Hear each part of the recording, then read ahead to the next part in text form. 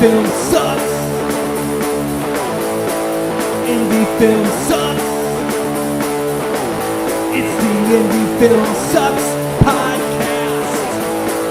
Yeah.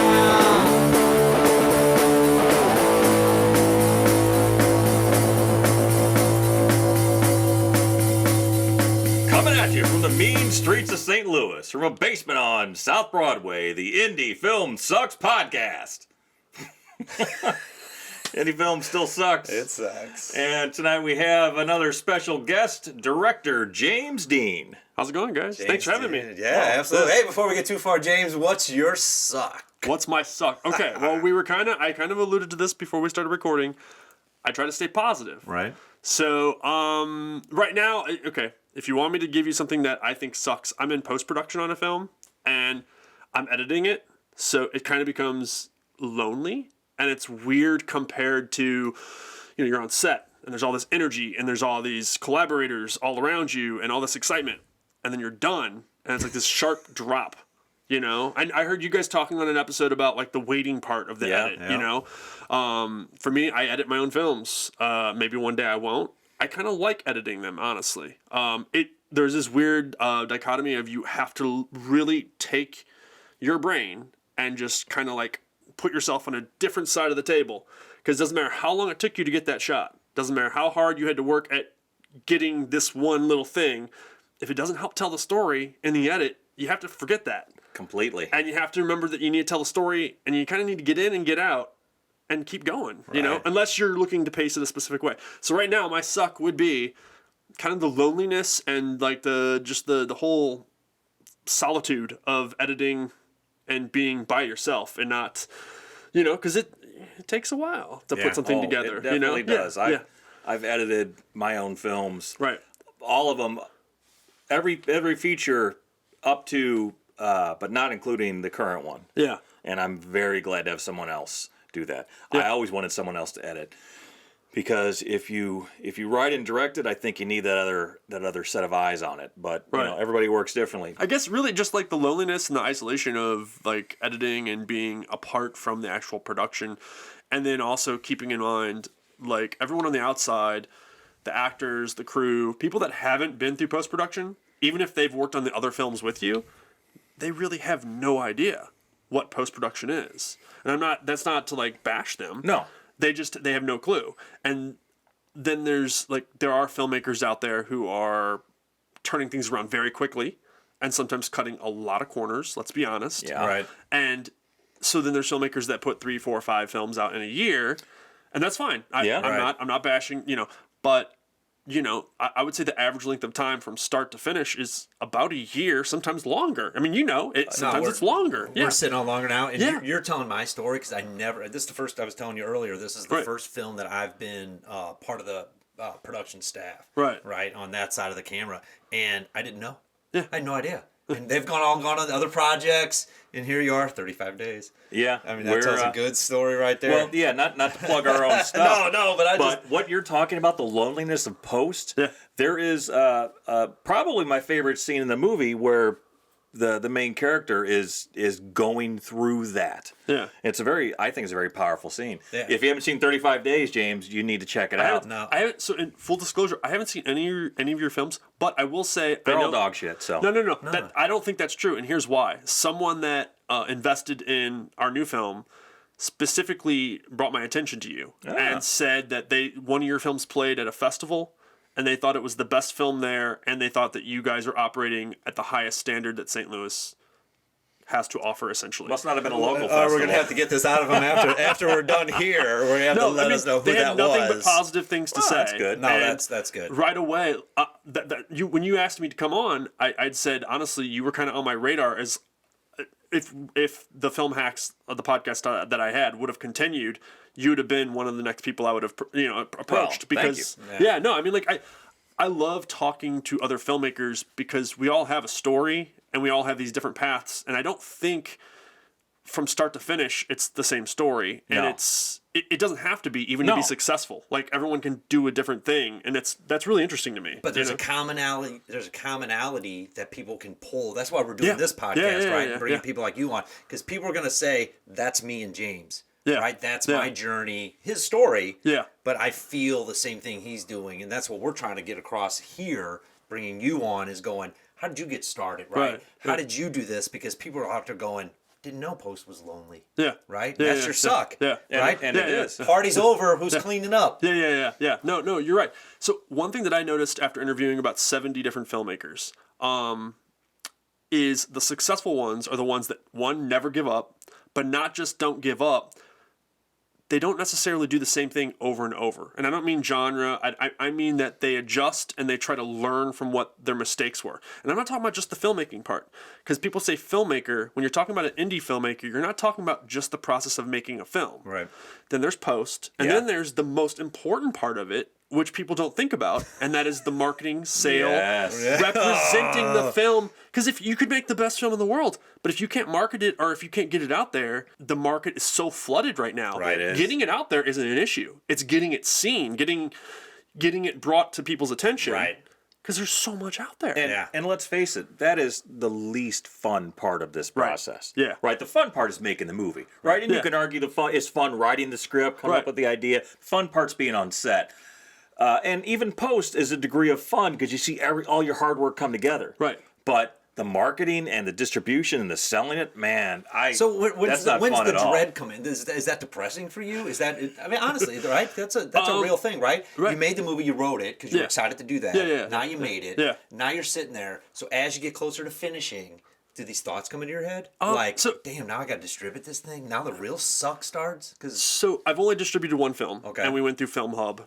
And I'm happy enough with their process, with the way they aggregate it. I wasn't as happy with my marketing efforts with the first film, and I'm still trying to find my footing with that. Running the Indiegogo taught me things about marketing. For like the Indiegogo we just ran back in December or January, that taught me a lot about marketing actually. So that'll carry over to marketing this film and just trying to reach out and continue those relationships.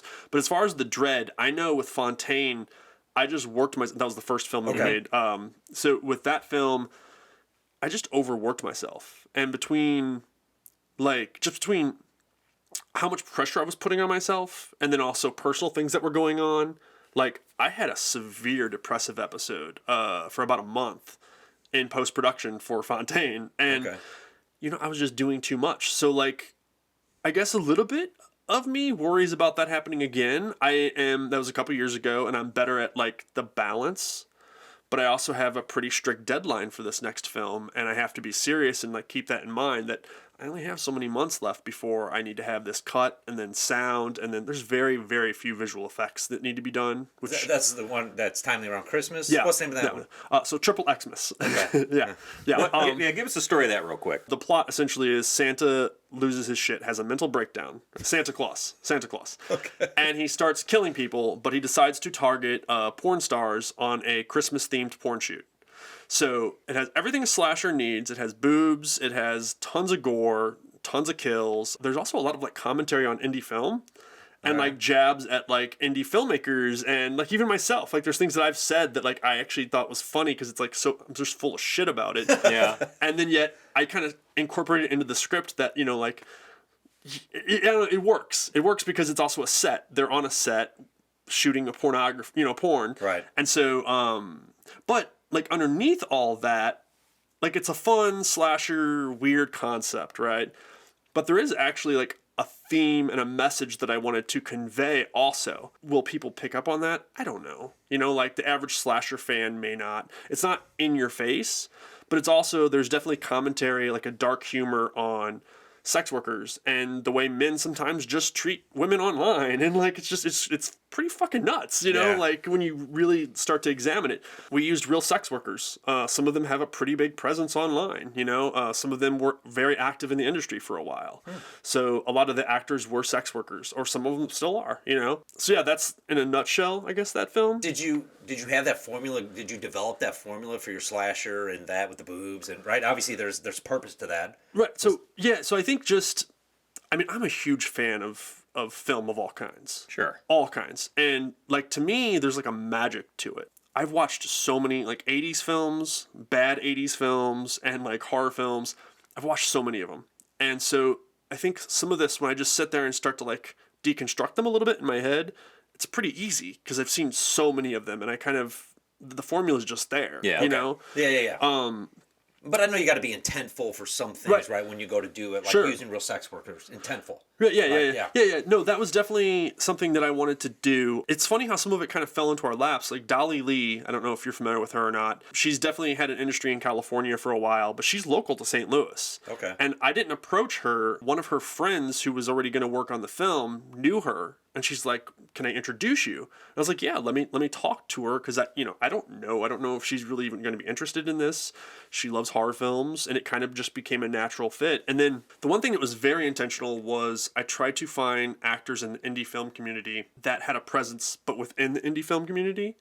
So like Drew Marvick. He's massive in the indie film community. He's also a director. He made Pool Party Massacre. Okay. And he, like, if you go and you look around his social media, people love him. People love him. Plus, he's also just a nice guy, and he's very charismatic. Where's he out of? Vegas. Okay. I had to think. He's out of Vegas. He has a background in marketing, which you don't realize, but after you talk to him for 10 minutes, you'd be like, oh, yeah, that makes sense. You've been working on this brand for 5 years, and everybody loves you. And, like, he's made one film. He goes to cons as a guest. He understands that angle of it. And if you understand that, I feel like that's everything. That is the key. Yeah. But it's somebody telling you, right? Because you learned from that aspect of it, of what he did. Yeah. And now we're all taking it, right? Even our listeners can say, how do you market that? Well, speaking of which, not so much marketing, but speaking of starting out, how did you get your start making films? Yeah, so I was 35 before I ever touched a camera. I wanted to much earlier, but I kind of came from a family, we were talking about this a little bit before we started recording, very blue collar.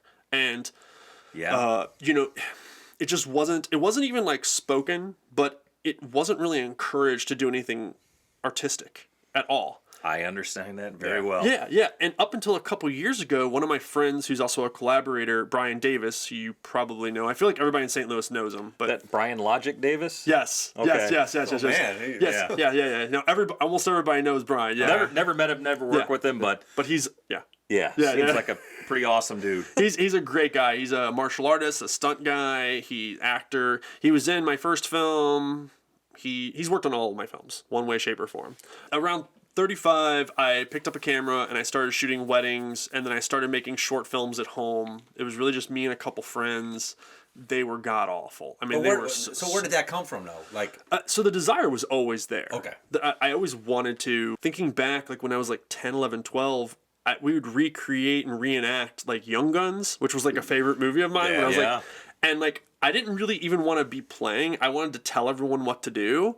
And then I'd be like, yeah, but then why don't you run over here and use the shotgun on this guy? And I was already the director. Yeah. And I was thinking about that. I was like, holy shit, like that's exactly what I was trying to do at like 10, 11, 12. Here we are now, so many years later. I had a goal when I first started at 35 to do my first feature at 5 years. Okay. And I didn't know how ambitious that was, and it kind of was. I hit the goal. And here we are, and we've shot 2 more films. One of them will be out this year, and then the other one will be out next year. Okay, so you got 1 out now, and 2 in post. Okay. Yeah. And that's the limit of post I want to be on.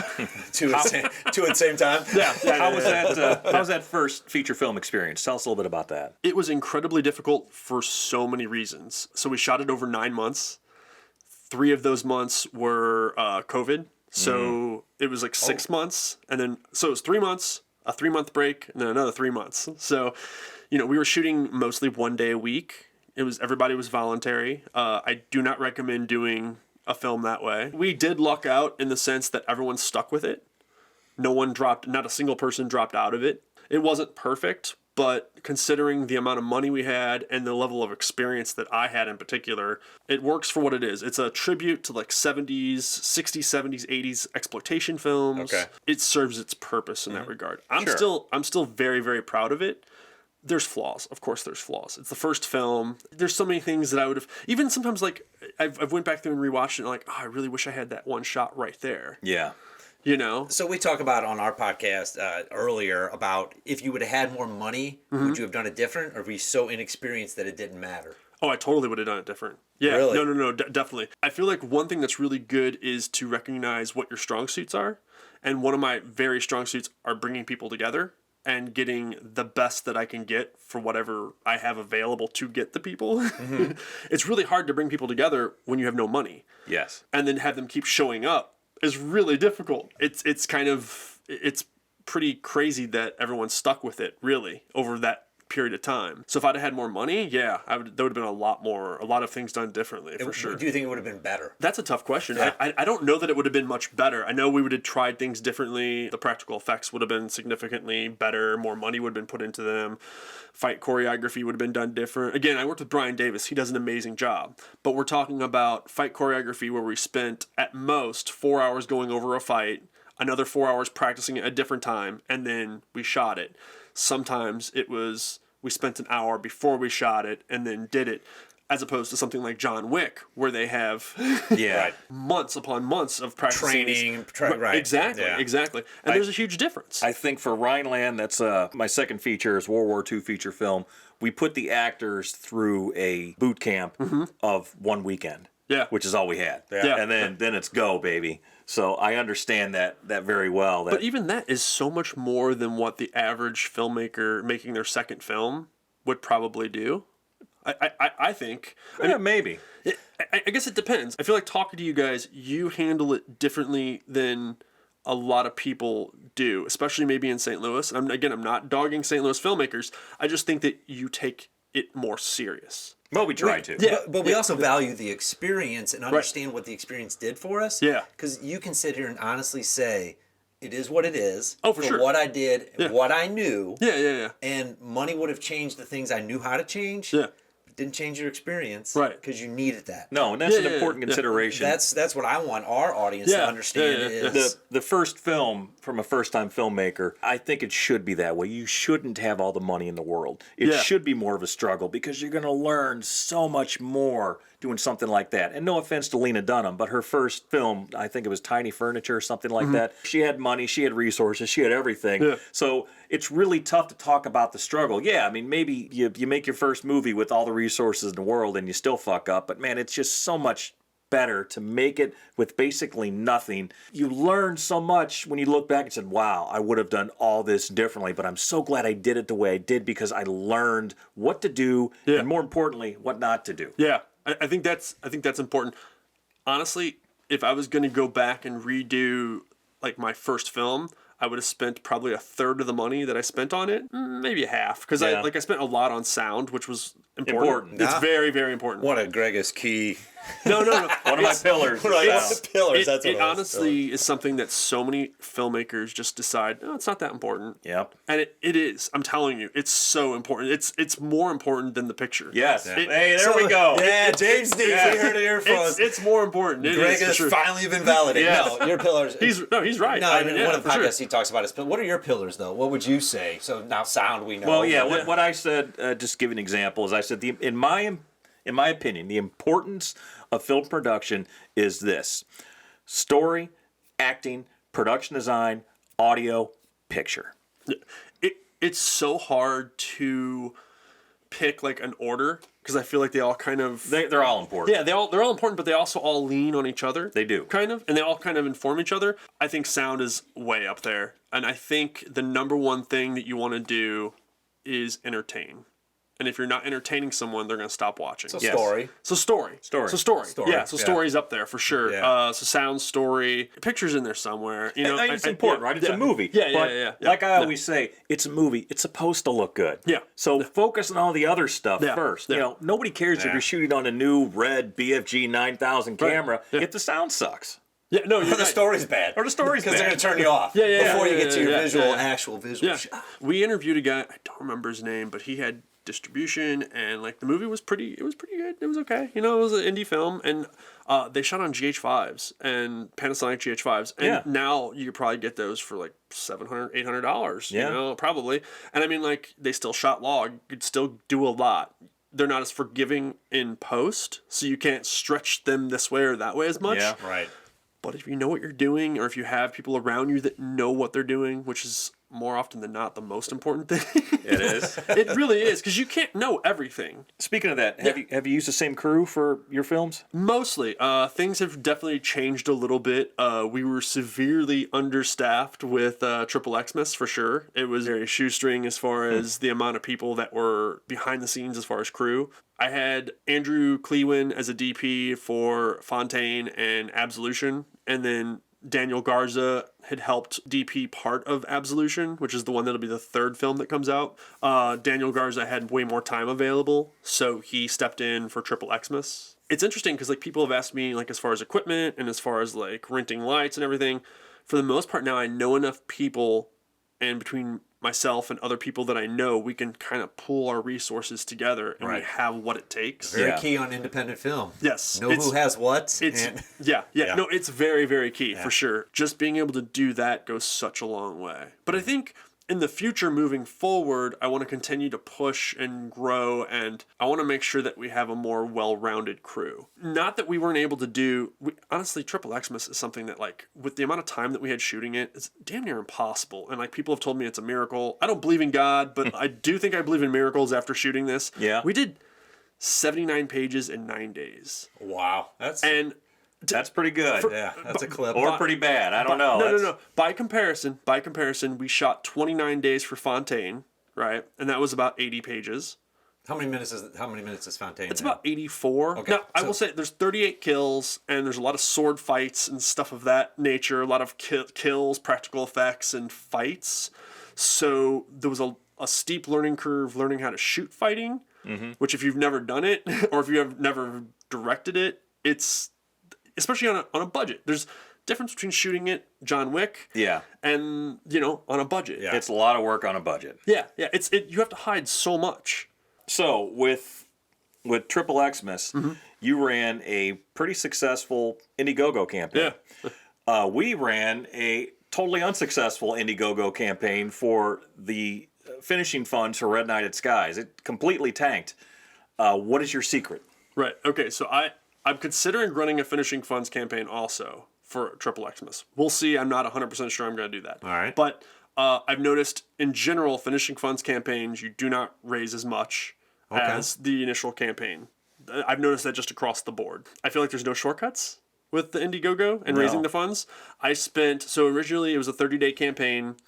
That was my intention. It was stretched to 60 days because I realized quickly we were not on track. Okay, so there's so much information. I feel like I could do like an hour on this, but I'm trying to give you like the things that stand out in my head.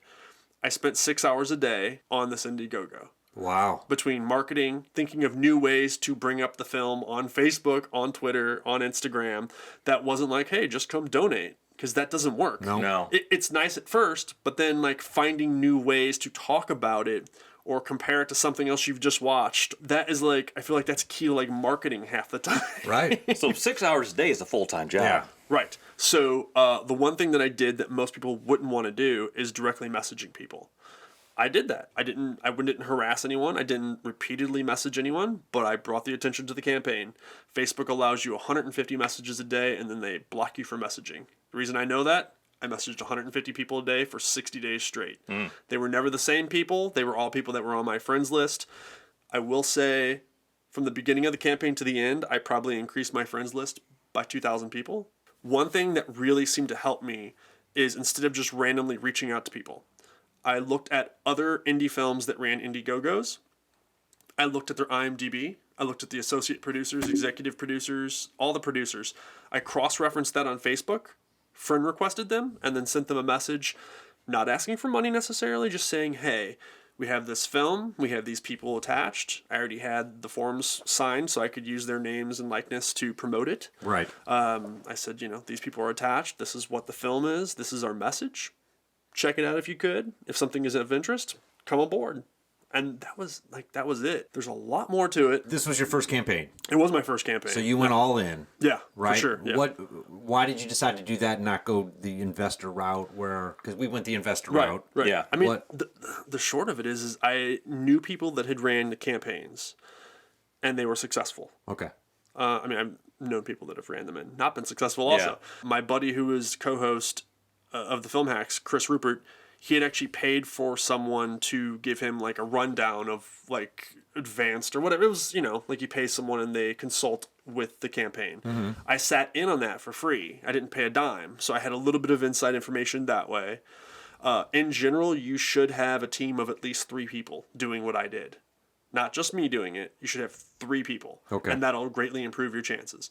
If you raise 30% in the first day, Indiegogo will tell you that you have something like a 95% chance that you will reach your goal.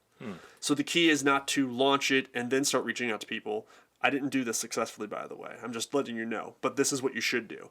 You should have people ready to contribute day one. Like, you need to have been doing all this work. I always thought that because somebody doesn't want to look at a $10,000 goal and see $10 10 days in. Right. They want to look at a $10,000 thing that has $9,000 or whatever. You said 33% or whatever. But that makes a lot of sense. We raised $32,000 and some change, $33,000. 10,000 of it was in the last 3 days. So how much did you basically have raised before you started? 0. No, meaning how many people had you reached out to say, hey, can you contribute to this immediately? Right. 0. 0. Okay. Well. Yeah, because you said you didn't do that. I did not do it right. Oh, you didn't do that. I did not do that. Hence, you did 60 days, so your first 30 days was really doing that. I mean, kind of. The thing that I did capitalize on was having specific names that bring up interest in the community. Right? Yeah. So, Dolly Lee, she has, and this is just a fact, she has 300,000 Instagram followers. That did not hurt my cause. Right. And she posted, she was very willing to post about it. Now, I will say she didn't get the response I was anticipating early on. Unfortunately, a lot of the people that support her, and this is just a guess, they support her and like her because they can go to a site and watch her, her sex work for free. Yeah. And I mean, there are some people that contributed to the campaign because of her, because they like her and they're interested in her and they wanted to see her in a horror film for the first time. Right. And there were people that did that. Drew Marvick, huge following that's very, very passionate about it. We also picked up Felissa Rose. I announced her around the halfway mark that she was involved. You list all that on there and then you make these announcements. And with making these new announcements, it generates more buzz and more interest. We didn't do as bad as I thought based off of what he's saying, how much time he put in. True, because ours ran for 29 days. Right. And then how much time did you put in each day? Not 6 hours. That's what I'm saying. It's one of those things. It's like we thought of everything you said. Yeah. We couldn't do it. This movie for sure, in a lot of ways, just has overcome challenge after challenge. For sure. 9-day shoot from conception and writing 5 drafts. I wrote the first draft, and then my co-writer, Louis Otero, who also co-wrote Fountaine the Vengeful Nun, Who Wouldn't Die, he went through and wrote 2 or 3 drafts, and then I went back in and wrote another draft. And, you don't just go with the first draft. No. But from start to finish, 4 months, and we had it in the can. And that's pretty crazy. I have probably 75% of it rough cut. Okay. So, not bad. My main concern is sound, because I don't want to skimp on sound. Yeah. And then I know how long things take with regards to submitting it to a distributor. I have no interest in festivals. I've just never had an interest in festivals. Nothing against anyone that does do festivals, because that seems to be a very popular thing. I feel like in some ways, especially the big ones, it's just like going around and asking people to jerk you off and tell you how great you are. And I don't need to know that, because I don't feel like I have much of an ego. I don't need to know that I'm good or if I'm not good. I don't need to know that. You bring up a good point, because a lot of independent filmmakers don't know, right? Does the festivals become distribution? Does distribution help festivals, right? I'm glad you have a strategy. You're sticking to it. Come hell or high water, that's what you're doing. There is the flip side to that, and that is that a lot of actors, a lot of people that are on screen want to do those things. Sure. And they want to be involved in those things. Visibility. Right, for sure. And so, that has made me also slow down and think about that a little differently. I don't see XXX-Mas going to festivals. There won't be time. It's just straightforward. The other film, Absolution, maybe, because there'll be way more time. Well, here's the thing about festivals. Yeah. Unless you're in the top tier ones, right, it doesn't really matter. Yeah. And because we've gone to festivals, even, locally, where it's been a blowout night and everyone loved it and everyone kisses your ass and, how come you're not in Hollywood and blah, blah, blah. Yeah. Then the very next day, you get up and go back to your fucking job. Yeah. So it really doesn't matter. And you're right. It's an ego boost thing, but that's at least how it used to be That's what they kind of told you the path was. Like, you got to go to festivals and you got to try to get theatrical distribution and blah, blah, blah. It doesn't really work that way anymore. The thing that I'm more interested in is less festivals and more conventions.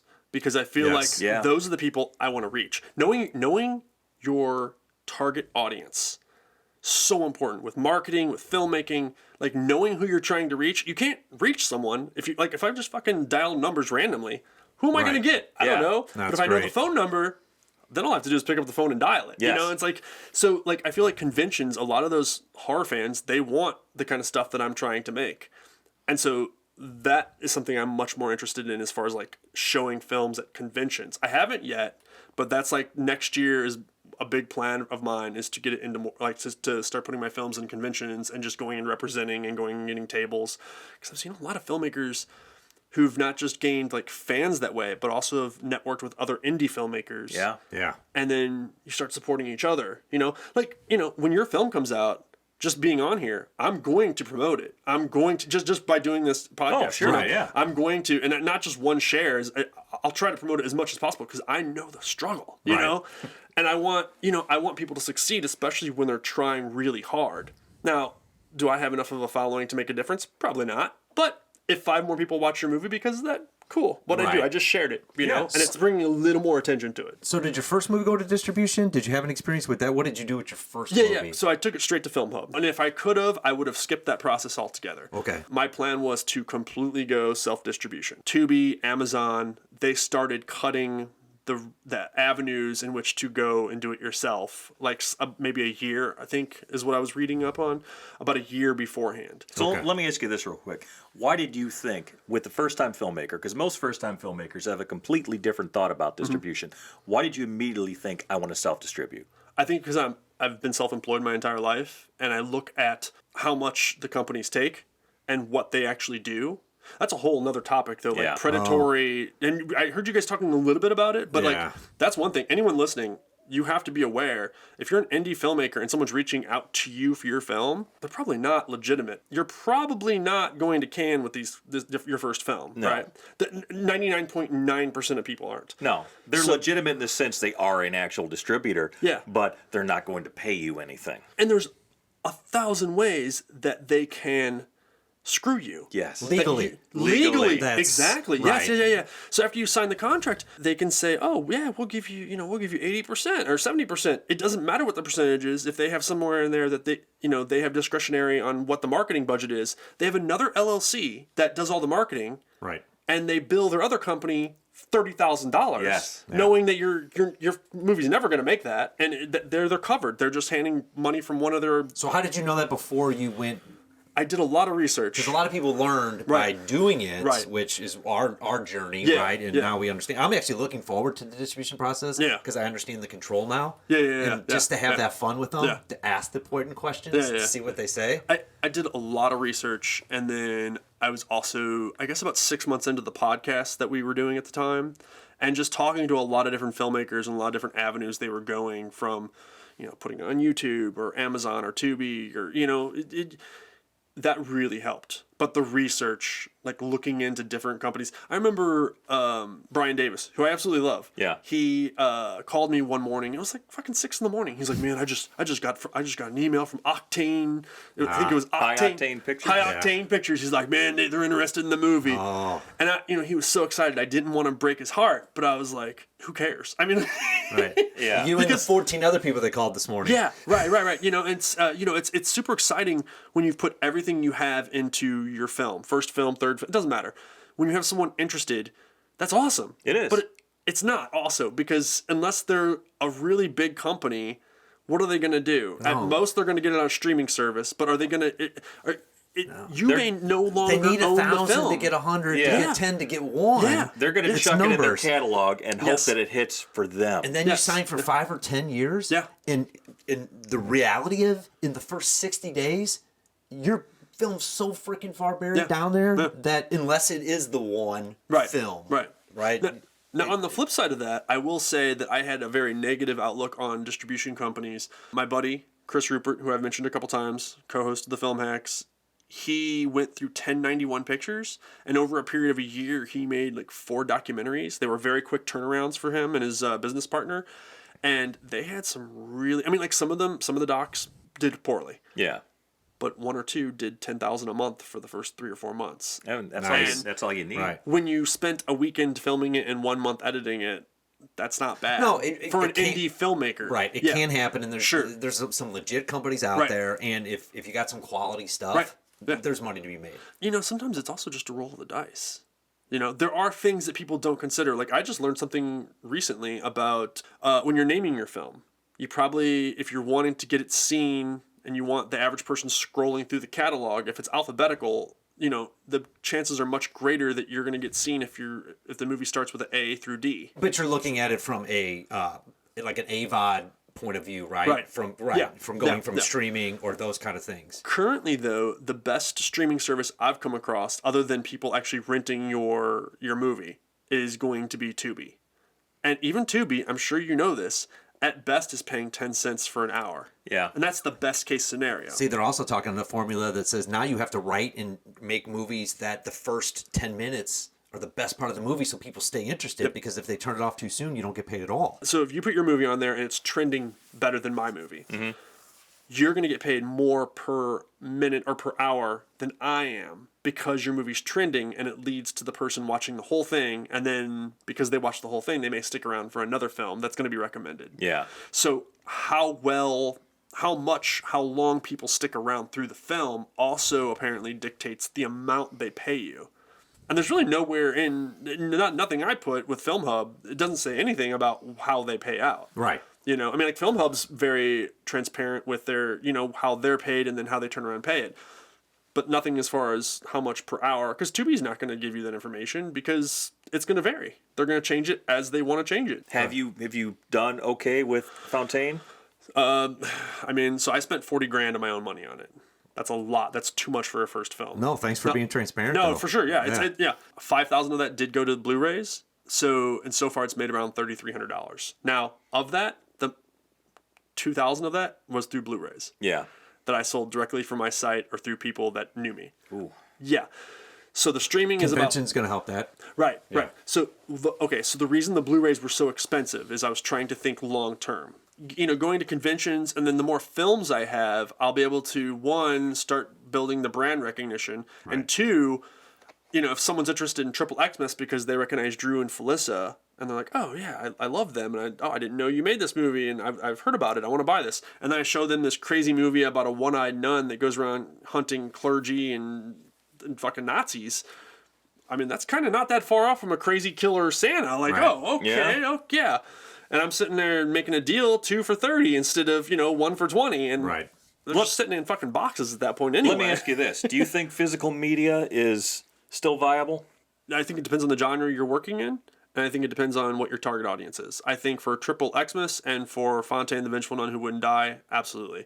For Absolution, probably not. That's the other movie. But it's also like a revenge thriller that's more in line with something like Blue Ruin. I don't know if you're familiar with that. Yes, very familiar with Blue Ruin. It's much more slower paced, and it's much more placed in like reality as opposed to the other movies I'm talking about. Yeah. What made you go in that direction? I don't want to make one kind of film. If I wanted to be constrained a type of films I was making, I would try to get like an agent maybe, or I would try to get a manager, or I would try to like find some sort of representation and then maybe go and do things through studios. I have no interest in being told what I can and cannot do. I want to do what I want to do. And I love all film. I'm working on a couple things. One script idea I have is something that my co-writer's working on as a story about a punk band and demons. Another one is that I'm working on is Prom Night Massacre. Those are both horror, 80s kind of infused kind of films. But I'm also working on a script that is like a comedy drama about a guy who's in his mid 40s who, you know, suffered a loss of like his best friend. And he's just never grew up. Yeah. And I don't want someone to tell me that I can't do that. If I want to do it, I want to do it. I do have a concern about brand recognition, creating a brand, and then people expecting the same thing over and over. That is one thing that I don't know exactly how to navigate yet. No, but that's not unusual because we think the exact same thing about... I definitely started making various types of films, and I've slowly just kind of brought it down to we're just doing action horror. Yeah. You know, because our first film was like kind of a neo-noir gangster film, and made a World War II film, very different. And then we did a mockumentary, straight-up comedy. And then a zombie movie, and then another mockumentary. So it was definitely more all over the place. Yeah. And so then slowly just been kind of dialing into, I don't want to say what sells, but No. Brand recognition, marketability to establish. Right. Right. So there's also this thing, like, okay, so you want to make the art you want to make, right? Yes.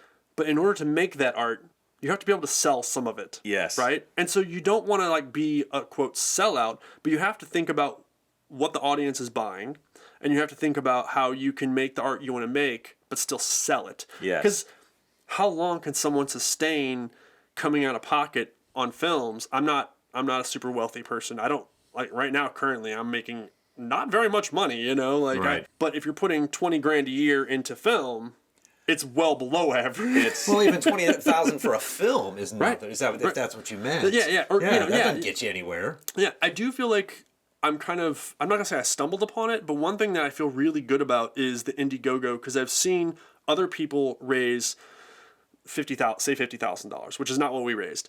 And then the next one, they raised $80,000. So this one we raised 33.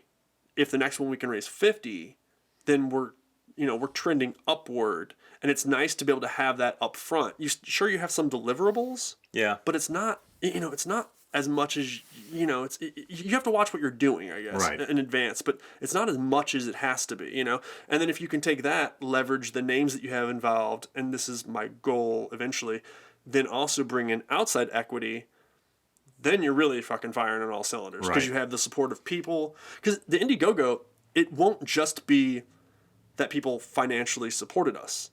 They're all invested. Like, emotionally, they want to see this succeed. So they're going to share it. They're going to talk about it. They're going to promote it. One of the guys that came on board as a producer, he asked me up front, he said, can I come on for less than what you're asking for? But, and here's the big thing, I have a page that has over 100,000 followers, and I want you to check this page out, because I'm not just blowing smoke up your ass. We have a lot of interaction.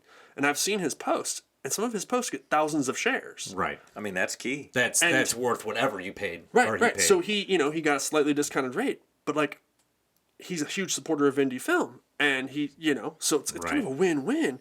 And I just asked the guys, like, hey, I know it's not a slasher film, but the last film we made, I know you're not a producer on it. Man, you want to make a post about that too? So now this week he's making a post about Fountaine. Nice. It all kind of hopefully ties together. Yeah. I mean, He definitely took a business approach to it with which passion. is very smart. Very smart, right? I'm learning a ton from you, and I know a lot of people listening are going to learn a ton from what you're saying here about, because we've done it all. Right. We're in your boat, but you talking about how you did your Indiegogo. We did it. I'm excited about Indiegogo again.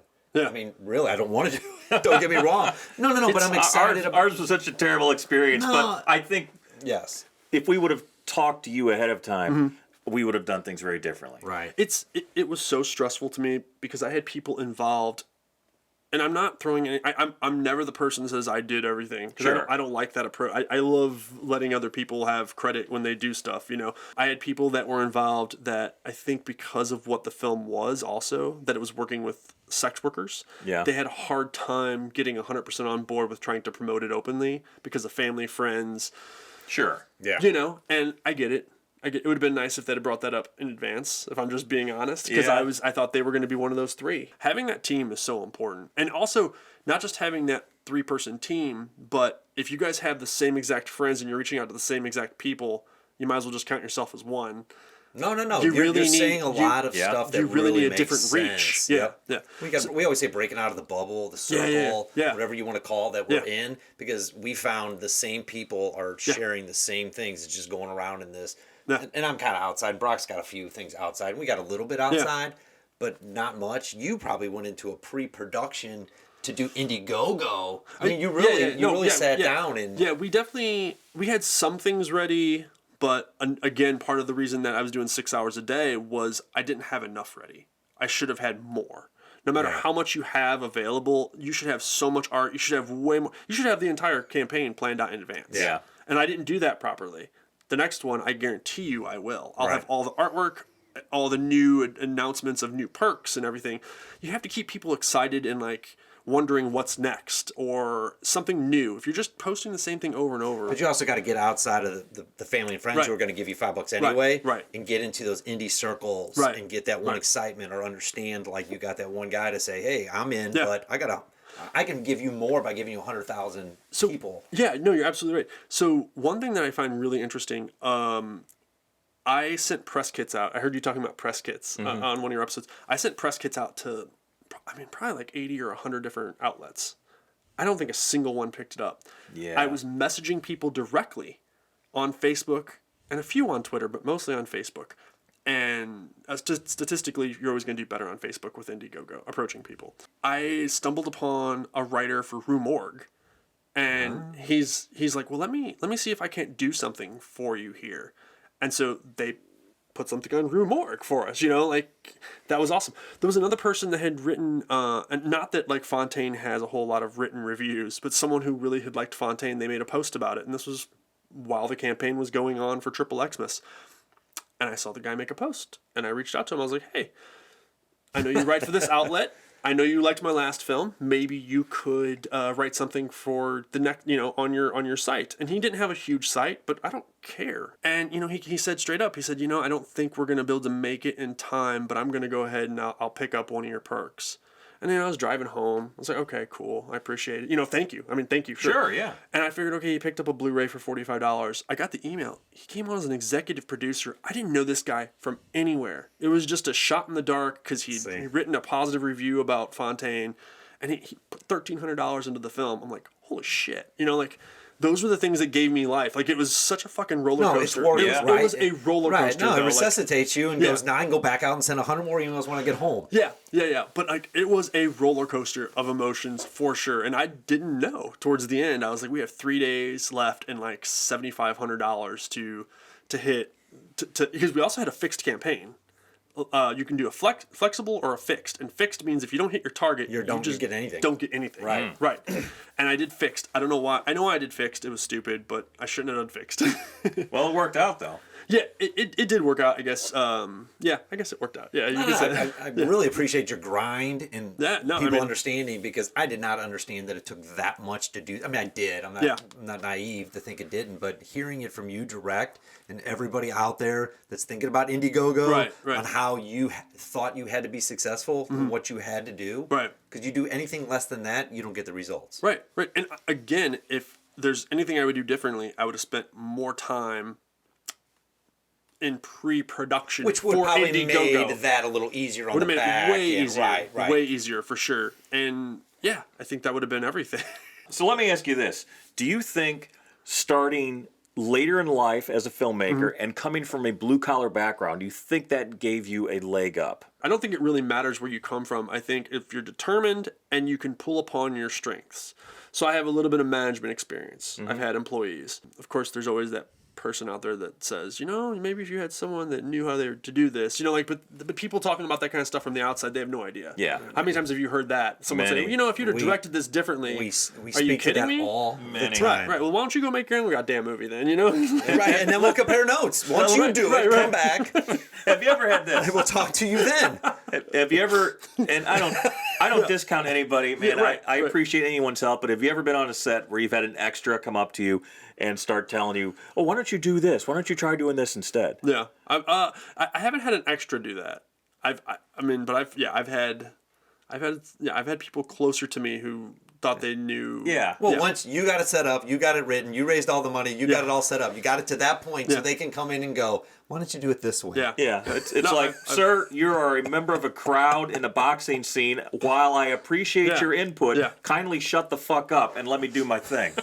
It's so tough because I absolutely love collaboration. Sure. And I think that anytime collaboration occurs, something happens, it just makes it better. Yes. There's like that magic starts to come about. But there's also times where someone comes up with an idea that is so far off from your vision.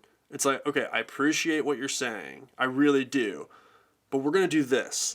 But there's a time and place for everything. And knowing that in what you're dealing with, especially in independent film, especially why you came out to the set and where you stand in that circle or that collaboration. Yeah.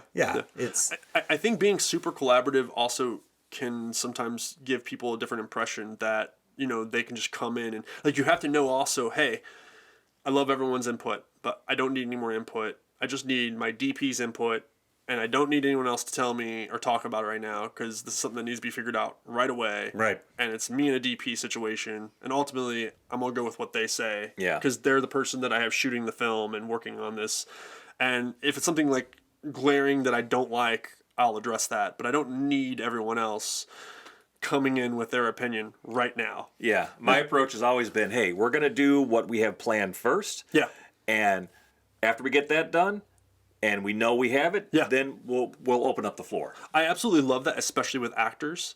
Now, sometimes what I have planned is just made so much better because an actor comes up with an idea. Oh, yeah. I mean, like, more often than not, Lots of times, Well, you want them to be able to stretch and be themselves and do their craft, right? Because that adds. Sure. Yeah. I think it's so funny. I learned that during making the short films. When I was making short films, I was like, I want it done this way, specifically this way. I was doing line reads with actors.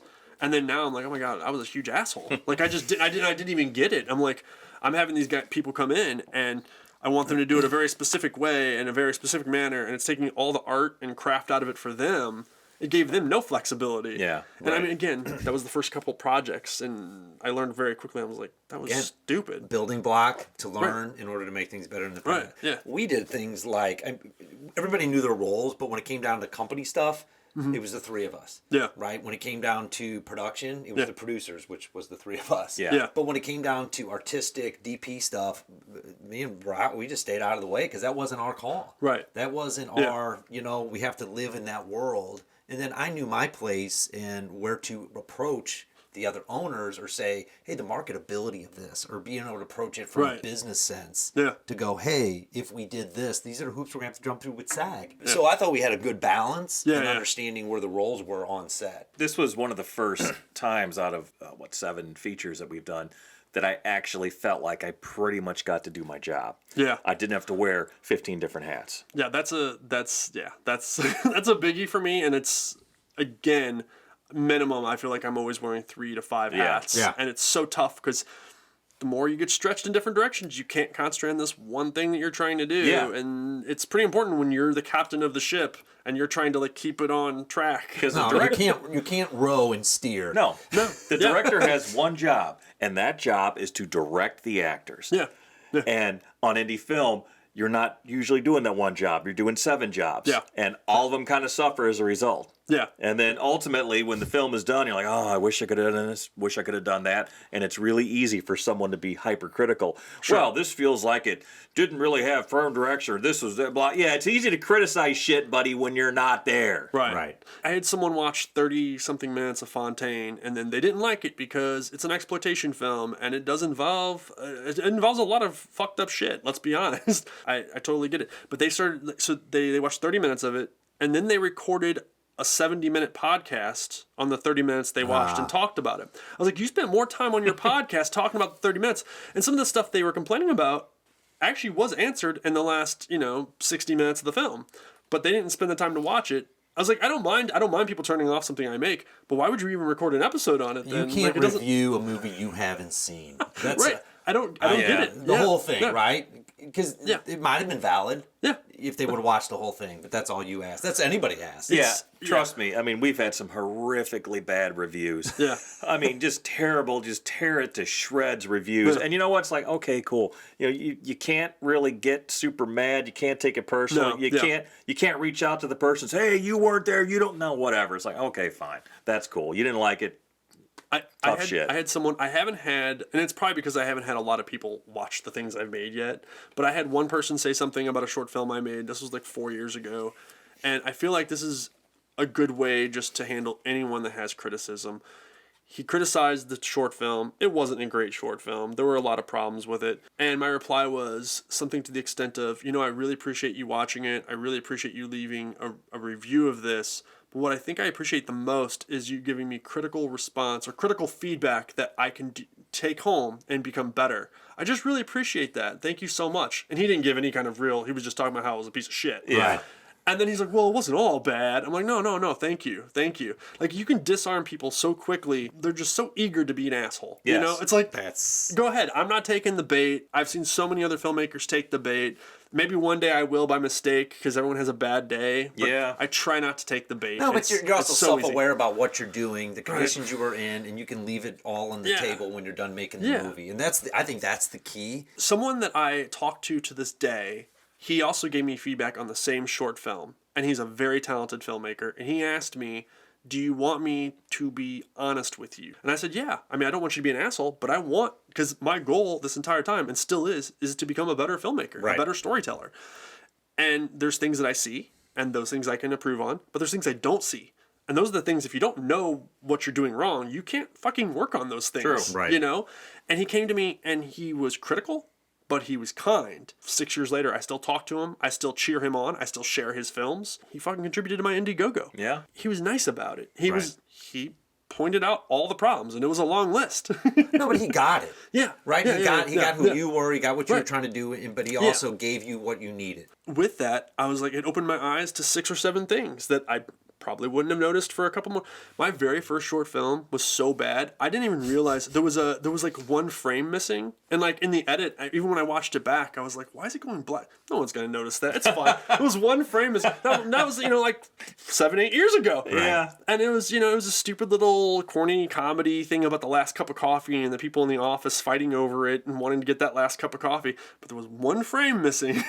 I love pointing that out because it's the dumbest thing in the world. I didn't realize you could fucking zoom in on the timeline. Man, I swear to God, James, when I edited my first feature, I cut a feature film because I didn't teach myself how to edit. Yeah. I did not know you could zoom in on the fucking timeline. No. And then a friend of mine came over and he's like, because I'm trying to put this little piece in there. Yeah, He's yeah. like, oh, why don't you just do this? And he hit. I'm like, what did you just do? 2 seconds. I'm like, oh my God, this would have been so much fucking easier if I could have done that, because I didn't know, because I taught myself how to do it. That's so Man, funny. that is hilarious that you said that. It's amazing.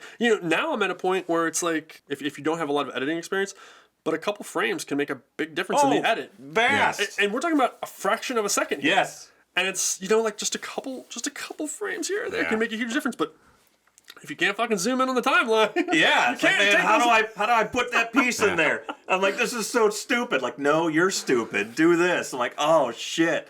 Well, that changed everything. But I think that's like part of the journey also, and I think that a lot of filmmakers also concentrate on just getting to this end point. Yeah. And they think it's way closer than it is in reality.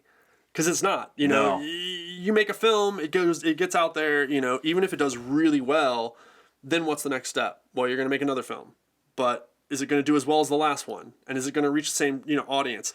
Every single thing you do should have, in theory, you should be directing people to a certain place. Right. Yes. Right. And if you're not, then even if you have a poster that's amazing, you got 100 likes, 200 likes, 500 likes, 1,000 likes, whatever. It doesn't matter if you're not if you don't have direct access to those people again when it's time to drop the trailer, Right. drop the film, have people come in and watch it. That's something else I'm still working on. It's Because that's what ultimately we want is people to buy our stuff. yeah. It doesn't matter. You're right. If you get 500 likes on Facebook because you just put the poster, where does it go from there? If it doesn't go anywhere, then those 500 likes were wasted. Yeah. It's such a huge difference between like the social media and like just the awareness and like the pat on your back and then also just getting paid. Yeah. No, and we're I mean, obviously you're trying to take that step and you're learning, Yeah. but we're trying to take that step as well, Yeah. and just that process of because people are damn good at it. Oh yeah. Man, people are damn good. It makes it look effortless, don't they? No, it's so frustrating because like I feel like I see what other filmmakers are posting and I'm like I could just kind of post something like that and get all these likes, but then I feel so like inauthentic. I feel like I'm just doing things for likes, and like is that really what I probably wouldn't be on social media if it wasn't for the fact that it's you have to kind of you either have to be on social media and go that route, or you better go through a company and pay a marketing firm to do it for you. Yeah. Right, which nobody in this room can afford. Yeah. Well, there are some marketing firms that I've found that I would love to utilize that start at like $2,000, $2,500. I've seen the same, yeah. Yeah. But what do you get Right. for that, and how long does it last, and Right. is it sustainable? Right. And then you don't have that level of professionalism the whole time? I think it's more of a multi-pronged attack. So you do, like, ideally you do all your own social media, or you have someone do that, but then you do the marketing, like as far as the $2,500 price range. I think October Sky is one of them. I might be wrong on the name. I've just heard that name thrown out there.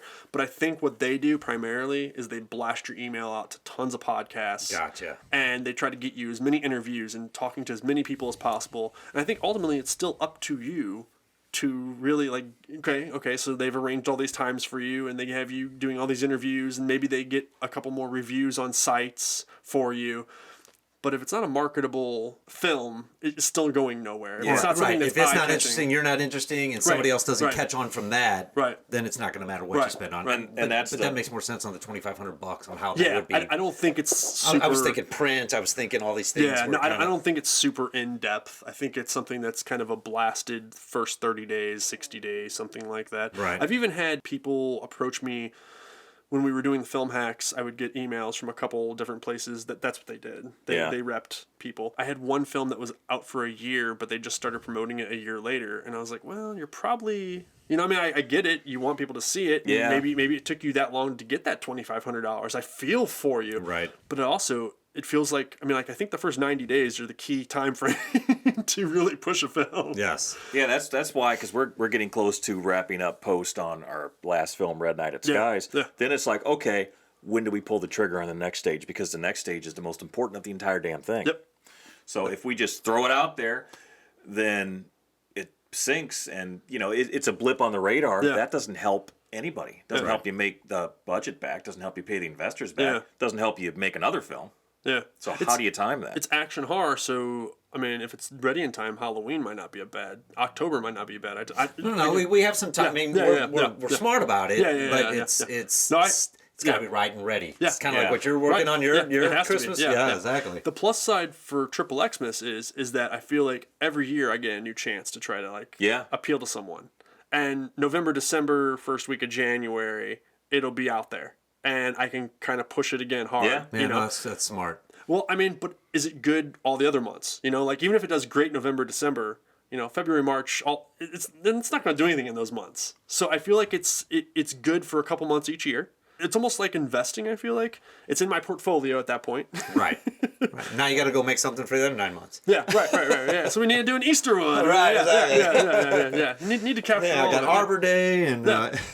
Need to capitalize on Amityville, because there's no copyright on that, and there's 100 of them out there. Yeah. And, I know one of the filmmakers that made Amityville Christmas. Okay. And I'm going to tell you, it's very low budget. I like the guy. He also made Carousel. He's made some stuff that's definitely done okay. Yeah. But I think he understands that he's not spending $100,000 on these movies. I think, and I'm just taking a guess, a stab in the dark, but Amityville Christmas, he probably spent $5,000 on. It's a lot easier when you have you, your wife, and 2 or 3 other actors you paid, and $5,000 invested. You can make the chances of making that back. Right. Especially when you have a name like Amityville. But that's what I was just going to say. Yeah. That's what he banked it on, because he was smart up front. He knew. That's smart filmmaking. What does it gain you to make a $5,000 film and make $5,000 back? Right. Then you're still making $5,000 movies. It depends on what you want. Exactly. I think most of us, and I can't speak for everyone, of course, most of us are in this to make films at a higher budget level. Right. That essentially our career path is we're making films. Right. And if you're making $5,000 films and you make your money back, that is awesome, and you've beat the odds. But then, do you have to make another $5,000 film? Right. Or is it sustaining? Can you do it full time? I think this filmmaker in particular, he probably has 8 or 10 films that he's released, and all varying levels, from probably $2,000 to $5,000 up to maybe $20,000. And I think he's seeing a return monthly on these films. Right. So he does see a path forward, I guess. Again, I don't know his specifics, but I've seen a lot of indie filmmakers recently become way more transparent with what they're making, because most of us aren't making anything, let's be honest. Yeah. So it's nice to see people being transparent, and that's why I don't mind talking about it. My goal going forward with Fountaine was one day to get to $10,000. I had no expectation of making the whole budget back. I learned how to make a film. I did it at a fraction of the cost of going to film school. I collaborated with people that I continue to collaborate with till today. And I have what could become a cult film classic because of the genre type it's in 10 years from now. Right. Maybe it gets popular 20 years from now. So speaking of film school, what is your opinion on that? I think for the majority of people, it's a waste of time. If I'm just being honest. See, that was my point for many years. I was firmly in the don't spend money on film school, spend money on making a film. You'll learn a lot more. Yeah. And I still believe that. But I definitely think that if you go to film school, you can at least get a firm grounding on how to make a movie, which I didn't have. I didn't know what the hell I was doing when I started, which again made everything take longer and was harder. Right. And B, you can probably make connections that can help you further on down the road. I think that's real big. That's networking. huge. I think that's when I said for most people, that's the big caveat. Yeah. I will say that from actors I've worked with, they talk about production in St. Louis.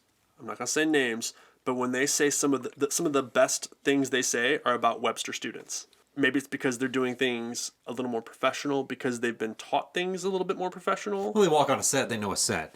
I say it shortens the curve. Yeah. But experience is the biggest. Yeah, right. But thing. something you said earlier, because I'm going to say we've had great experience with community college students and not great experience with Webster students. And you'd think it'd be the opposite. Yeah. People get into filmmaking for various reasons. And I think the biggest one that people get into it for is because it's fun and it's cool. Yeah. What they don't realize and don't expect and don't anticipate is it's hard ass work. Oh, it's extremely hard. Yeah. And I mean, I've had people in my life say, "Oh, you make movies, that's fun, right?" That's like, no, man, it's the hardest job you're ever gonna do. Yeah. It's harder than any job I've ever done. Yeah.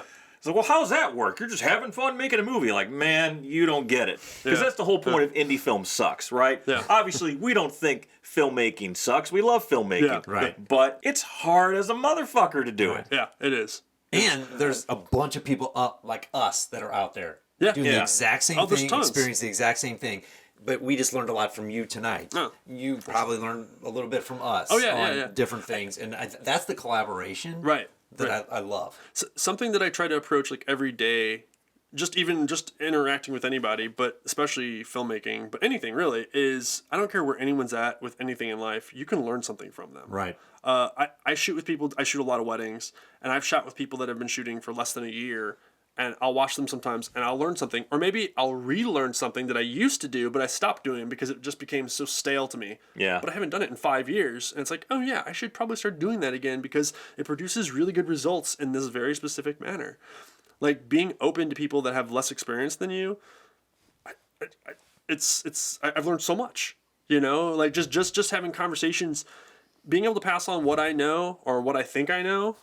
Cool. I think being open and trying to learn is you're going to learn so much more not thinking you know it all. Yeah. I've seen people that are pretty talented and they're still pretty talented, but they've been pretty talented for 5 years and they're not amazing.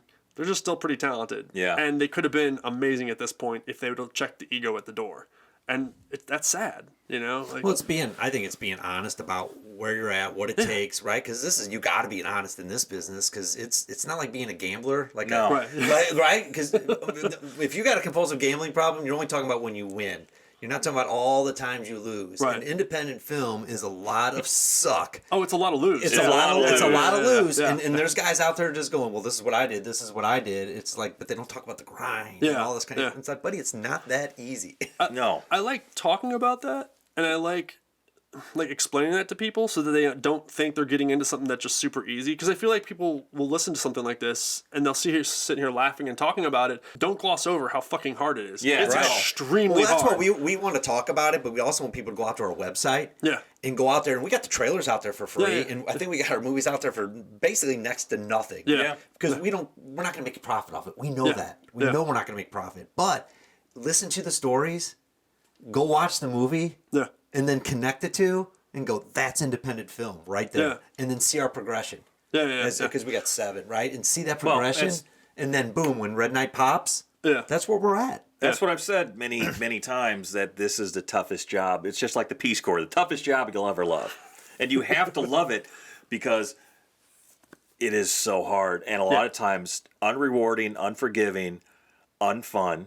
Yeah. So you have to just have a need to do it. There's challenges in every corner, and I always want to have fun, especially on set. Like, I want to have fun, but I also want to get shit done. But I want to have fun, but like, there's so many challenges, and every single film seems like there's a new challenge that's presented. And if you try something different and it doesn't work, don't be afraid to go back to old ways that may have worked. Right? Yeah, for sure. What are we going to talk about now? Well, first of all, do you have got anything you want to push? Anything specific? Yeah, I mean, like, our Indiegogo is actually still going. Like, it's in demand. So if someone wants to pick up a Blu-ray or support us, we have posters, Blu-rays, DVDs. It's XXX-Mas.com. It'll take you straight to the Indiegogo. And, you can take a look at that. You can watch Fountaine the Vengeful Nun Who Wouldn't Die. It's on Tubi. It's on Amazon. Watch it on Tubi. Don't watch it on Amazon. I mean, unless you want to rent it, and then I get a little more. But, okay. Yeah, Tubi, I mean, it's free for the viewer, and, I might get a dime. So. No, nice. James, I can't thank you enough for joining us tonight. I appreciate you guys. Yeah. I mean, I had a blast. I would love to come on, like, as we get closer to Christmas, if you guys have time. Push the film. All we got time. Because what do we normally talk about at this point of the show? What do we always talk about every week? Why don't you tell us, Chris? Oh, well, we talk about the highs, the lows, and the in-betweens of true independent filmmaking on the Indie Film Sucks podcast. Brought to you by 88mm Productions, or all the social stuff, blah, blah, blah. Check out James's stuff. Yeah. Buy his stuff. Buy our stuff, for God's sake. Yeah. And we'll see you next time. All right. Thanks, James. Thanks a lot, guys. Peace. Appreciate it. Indie film sucks. Indie film sucks. It's the Indie Film Sucks